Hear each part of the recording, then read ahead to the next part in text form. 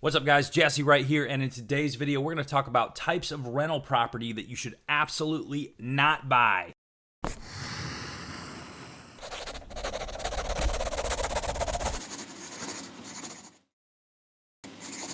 So it's after midnight, I'm drinking coffee, and it just seemed like a good time to make a video, so that's what I'm going to do. Recently, I've been asked a lot about the criteria that I use when I decide if I'm going to buy a property or not, whether you should buy a 3-bedroom or a 2-bedroom or a 4-bedroom, whether it should be brick, whether it should have siding. And I kind of touched on this in last week's video. I'm going to talk a little bit more about it so people know what criteria I really do use when I go to look at a property and decide if it's going to be a good investment for me. I have rules and then I have guidelines. So the rules are pretty simple. Cash flow, cap rate, contingency plan. Those are the three things that I absolutely have to have. I have to have good cash flow.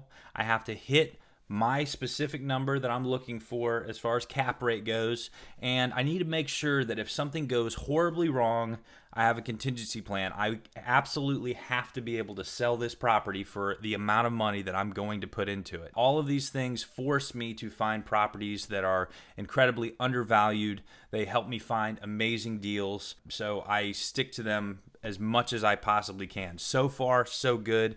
Eventually, I'm sure I'll screw up, but right now, I'm on a roll. All right, so let's break these down real quick, and then we'll get into some more detailed stuff in a minute. First thing, cash flow. I hear a lot of people talking about how they're going to buy a property, and as long as they get enough money to cover the mortgage, let's just say they're renting it out for $900 a month, and after their expenses and their mortgage and their insurance, they're spending $900 a month to acquire this property. But after 15 years, it'll be completely paid for. I have no politically correct words.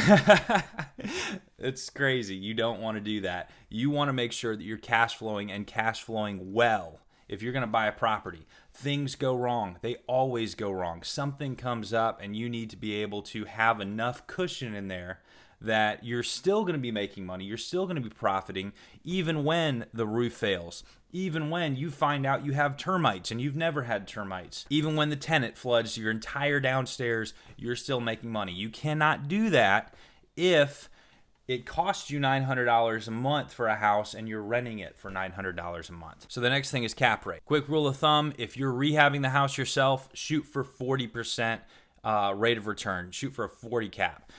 If you are hiring somebody to do the rehab for you, shoot for a 30 cap. And if you're buying something, it's just ready to go. You don't have to do anything but sign the deed, hand over the check, 20 cap. Lastly, you want to have a contingency plan. Like I said, if everything else goes wrong, then you need to be able to get out of that house. What does that mean? That means you need to make sure you don't buy a dud. I think a lot of people get excited about a house. They don't spend enough time doing their due diligence. And they just dive right in and they find themselves in a world of trouble. Now, if you have to be one of two people, it would be better to be that guy that dove right in and found himself in a world of trouble than the guy that never actually does anything. So, if you have recently done that, congratulations. At least you're a doer. You'll be fine. Just keep going. Like I said, a lot of people don't spend enough time doing their due diligence. The longer I do this, the more I see how people that are selling houses try to hide stuff. How they try to hide the imperfections in their house. I looked at a house the other day, and it seemed like a decent house. It was a nice brick house all the way around. I believe it was a 3-bedroom, 2-bath, and it looked fine. But as I was walking around the outside of the house, I noticed a small metal plate at the corner. And so I stooped down, picked it up, and underneath it was this big, huge hole that was going underneath the house. Now, there was no foundation trouble yet, but there was going to be pretty soon. So I walked around the whole house again, and I found 3 more places where there was this hole, and it was just going underneath the house. What that means is eventually that foundation is going to crack. All those bricks that were so nice that were going all around the house were about to start cracking all over the place. Now, obviously, if you know this ahead of time, you can get ahead of it and you can make some preventative efforts. You can hire somebody to go in, pump concrete underneath the house, but that's an additional cost, and you need to factor that cost in if you decide to buy the house to make sure that you still get that cap rate that you're looking for. Since we're already talking about it, let's go ahead and stick with the foundation. I like to buy houses that are on a conventional foundation. I buy plenty of them that are on a slab foundation, but a conventional foundation means that you can get underneath the house, you can crawl around, and if there are any kind of foundation problems, then you can just go to that specific pier that house is sitting on, and you can jack that specific pier up. It's a lot easier to level a house that's on a conventional foundation. It doesn't cost as much usually. And you just don't find yourself in as bad a situation if you do find yourself in that situation where you have some foundation problems. So the next thing you want to think about is layout. Is there something about this house that would make other people hate to live here? Strange structural things. You don't really want to have a bedroom that the only way of getting into that bedroom is by going through another bedroom.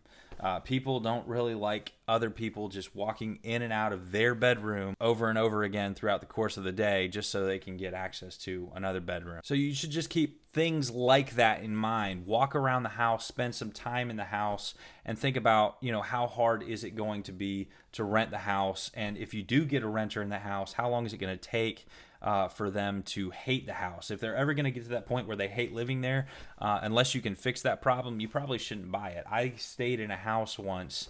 Every single doorway was 6 feet tall. I'm 6'5". Hated living there. Something else to think about would be square footage. If you're going to be rehabbing a house, you don't want to start out with a 2,500 square foot house. You don't want to start out with a 2,000 square foot house. You want to go with something that's between 1,000 and 1,500 square feet. Think about it. That's half the roofing, that's half the flooring, that's half the painting. If you have foundation trouble, then that's half the foundation. And all of those things are going to factor into your all-in cost. And your all-in cost is going to play a huge role in your rate of return, that cap rate that we were talking about. So, if you are going to buy a larger house, you might want to consider at least buying a 2-story house as opposed to a ranch, because then you can kind of mitigate some of those factors. For instance, I did just sign a contract on a house that's over 2,000 square feet, but it's 2 stories, which means the roof is going to be the same size as a 1,000 square foot house that was 1 story. Same thing with the foundation. Also, it's 3 bathrooms. 3 bathrooms means 3 sets of plumbing that I have to just go redo. I do that with pretty much every house now. I just go ahead and get underneath all the sinks, redo the plumbing. That way I know it's not going to leak for a really long time. But that's just more work that you have to do. And when you're just getting started, you don't really want to put yourself in this situation where you're overwhelmed. That being said, guys, again, whether it be the foundation, whether it be the roofing, whether it be the layout, whether it be the number of bedrooms, any of those things that we talked about, all of those things only matter if it affects those 3 things that we talked about in the beginning: your cash flow, your cap rate, and your contingency plan. If you get those 3 things, then you can bend all of the other rules. You just need to make sure that you're going to get your money back in a timely fashion, and that it's not going to be a huge headache along the way. And I like to make sure that people that are just getting started don't get burnt out, and that's why I talk a lot about things like the square footage and so on and so forth. But if you find an amazing deal, and it truly is an amazing deal, don't let any of those things that I talked about stop you. Just make sure that you have enough money to get the house up and running.